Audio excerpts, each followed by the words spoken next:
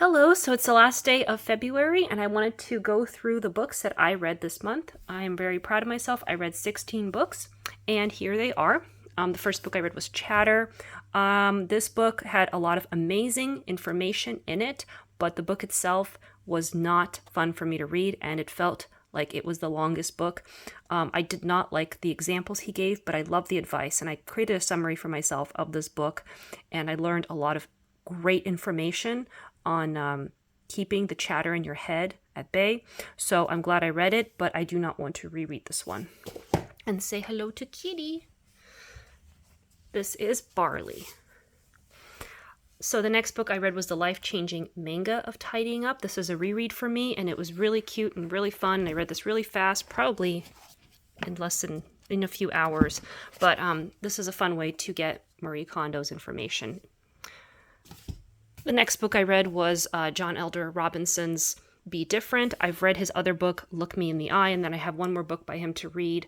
And I did like it. There was a lot of really great information and good stories in it, but there was also a lot of very specific information about him and his interests that I was not as interested in. And so because of that, I'm not going to reread it, but I am really glad I read this experience. I do love Asperger memoirs. So, my books fell down. Let's see. The next one I read was Paul Tau's Whatever It Takes about Geoffrey Canada. I read other books by Paul Tau, and I really enjoy his general books on education, but this one was a little too specific, and I got the information I needed, and I don't think I'm going to reread this one. But it was a very well-written, very emotional book, and also very sad and depressing. This book I got as an ARC, and I loved it so much. I'll just be 5 more minutes. This is about an ADHD author, and I totally connected with this author, and I just loved this book so much. I laughed, and I was very, very happy reading this one. I look forward to reading it again. The next book I read was John Steinbeck's A Russian Journal. This book was written during the Cold War, where he and a photographer went to the Soviet Union, and they just interviewed people, and they had experiences, and they documented it, and this was very interesting. I am looking forward to reading this again. This was a good book for me. I also read Hiroshima. This was a very, very disturbing book for me, and I'm very, very sensitive. I don't want to go through this experience again. It was extremely graphic and specific to a group of people who survived the Hiroshima bombing. So I'm glad I finally read this book. This is a classic. Everyone should read this, but I don't think I ever want to read this again. The next book I read was Poverty by America by Matthew Desmond, and I read his other book, Evicted, which I really, really enjoyed. But this book I enjoyed a lot less. It was very different. It was mostly just a long essay by him about poverty, and I've read other books about poverty, so it wasn't anything too new or profound. It was just a long conversation. It wasn't as well researched and as well presented as Evicted. Evicted was really balanced, I felt, and I would rather read that one again. The next book I read was George Saunders' Pastoralia. I think I said that wrong, but I love this. I love everything George Saunders writes, and especially this one. This one was amazing. It was a collection of short stories, and they're all very disturbing and weird and bizarre, but they all have to do with social issues, and I love this book. This was definitely going on my favorites shelf.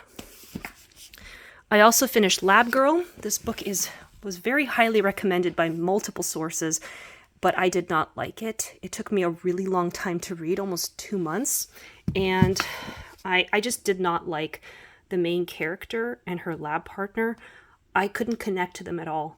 It was very odd, and I don't see myself reading this book again. It felt very cold. I felt that they were both very cold. It was a very odd experience. But I do think a lot of people really love this book, so don't discount it because I didn't like it, because I'm weird. I also read The Notebook. This was a very quick read. It was okay. Nicholas Sparks isn't the most profound writer. The first part of this book was not as good as the last part. I did enjoy how the main character wrote the main character in the second part. That was that was romantic to me. But I've watched the movie and I got the story. I don't need to read this again. I read this book, which I just bought last month. This was a very interesting self-help book, kind of from a creative writing perspective. I feel like I need to read this maybe 3 or 4 more times to get the full picture. It was complicated, but I do want to read this a couple more times. I feel like every time I'll read this book again, I'll enjoy it more, because I did reread several chapters and I got more out of them when I reread them. So this is definitely a reread for me. This was a book that I've read twice now. I just finished it this month the second time, and this time I listened to the audiobook, and the first time I read it was 2 years ago, and I read the physical copy, and I had a hard time really feeling the voice of the author. But when I listened to the audiobook, the voice was absolutely beautiful. It was narrated, I don't remember the narrator's name, but by a man with a French accent, and he pronounced so many of the words so beautifully and created such an incredible narrative of this book. This is a book about a locked-in syndrome, about a magazine editor who just basically he could not move, he could only blink. And so he wrote this book while blinking, but it was beautiful. I really enjoyed it a lot more with the audiobook. Some books just have a different experience when you listen to them when there's a really, really good narrator. And I do recommend this one on audio. But I am going to keep the book because I do want to read the book again and then just kind of remember the tone of the audiobook. I think it's a beautiful experience. The Stepford Wives, I'm kind of on the fence about this because I read this at the same time as another book, Revolutionary Road. And it was kind of similar. It was a similar kind of both books. But this one, Revolutionary Road by Richard Yates, was so beautifully written. I was just overwhelmed by this book. This book may be one of my favorites of all time. I actually started the movie yesterday. It was incredible. And this is similar writing, similar time period, but, well, actually, no, this is the 70s, this is the 50s, but still, it was kind of stay-at-home wife situation. But this was very scary, and I did like it, and I think I do want to listen to the audiobook. There's an audiobook coming out at the mid of this year, so I think I'm going to wait and see if I like the audio experience more than I did reading the book, and then maybe I'll get rid of it then if I don't. But this was a unique story. It was very disturbing, kind of based on the premise that all men are evil, and the ones that are not are just pretending not to be evil, which was kind of scary. So, but I'm glad I read it. This is a classic. And then, yeah, Revolutionary Road was incredible. This was one of my favorites. This was one of the most beautiful, tragic books I've ever read. And then finally, I finished Aristotle in 90 minutes. This was okay. This was very, very short. But I am inspired to read another book about Aristotle, The Light and the Cave. So I think I'm going to start this book this next month in March, because I really wish this was longer. It was barely any information at all. But what did I expect? It's called Aristotle in 90 minutes.